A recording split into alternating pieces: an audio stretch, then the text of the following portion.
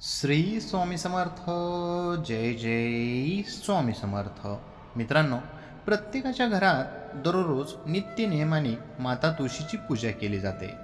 घरातील महिला रोज संध्याकाळच्या वेळेस आपल्या तुळशीजवळ तुळशी वृंदावनाजवळ दिवा लावत असतात आणि सकाळच्या वेळेस तुळशीमध्ये पाणी अर्पण करत असतात, म्हणजे जल अर्पित करत असतात. ज्या घरात तुळशीची पूजा होते त्या घराची बरकत होते. घरात धन संपत्तीची कमतरता राहत नाही, लक्ष्मीचे वास्तव्य राहते आणि उद्योग, व्यवसाय, नोकरी धंद्यात प्रगती होते.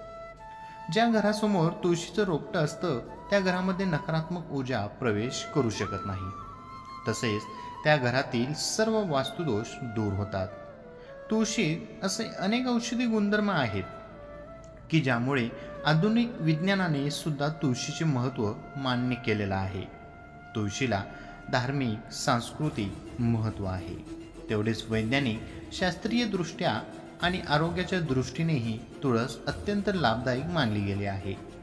आयुर्वेदातही तुळशीला, तुळशीच्या पानांना आणि तुळशीच्या बियांना महत्त्व आहे. तुळशीचे अनेक प्रकार असतात. राम तुळस, श्याम तुळस म्हणजेच कृष्ण तुळस आणि इतरही अनेक प्रकार. मात्र आपल्या घरासमोर लावण्यासाठी राम तुळस किंवा श्याम म्हणजेच कृष्ण तुळस ही सर्वोत्तम मानली जाते.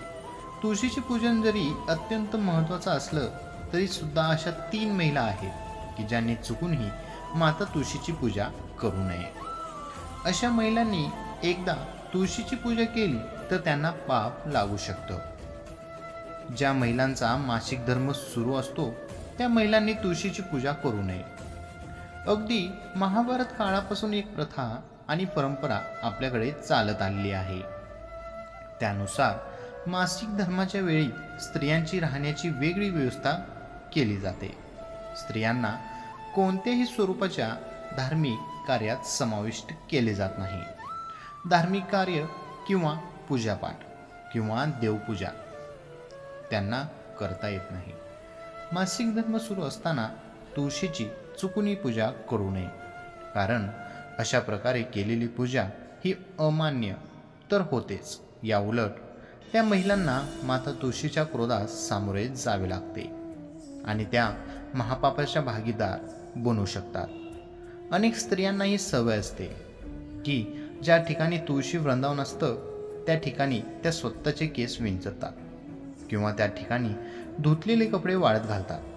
तसेच अजून एक वाईट सवय म्हणजे माता तुळशीजवळ किंवा तुळशी वृंदावनाजवळ मोप म्हणजेच पोचा ठेवण्याची सवय.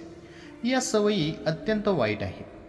ज्या महिलांना अशा सवयी आहेत त्यांची पूजा माता तुळशी कधीच मान्य करत नाही. या उलट अशा स्त्रिया पापांच्या भागीदार बनतात. फ्लॅटमध्ये तुळशी वृंदावनासाठी जागा नसते. असे लोक गॅलरीत किंवा बाल्कनीत एका कुंडीत तुळशीचे रोप लावतात. तुळशीचं रोप असेल त्या ठिकाणी केस विंचरणे किंवा त्या ठिकाणी कपडे वाळत घालणे किंवा इतर घाणेरड्या वस्तू किंवा भंगार तुळशीजवळ ठेवणे या गोष्टी आपण कटाक्षाने टाळणे आवश्यक आहे. स्त्री असो किंवा पुरुष असो, ही व्यक्ती चारित्र्यहीन असेल तर हे कृत्य धर्माच्या विरुद्ध आहे. तसंच जी व्यक्ती सतत दुसऱ्यांबद्दल नकारात्मक विचार करते, दुसऱ्याबद्दल मनामध्ये द्वेष आणि मत्सर करत असतो, अशा व्यक्तीने माता तुळशीचे पूजन करू नये. मनातील सर्व नकारात्मक विचार बाजूला ठेवून तुळशी मातेची पूजा केली पाहिजे, कारण केवळ स्वच्छ आणि निर्मळ मनाने केलेली पूजाच माता तुळशीला मान्य होते.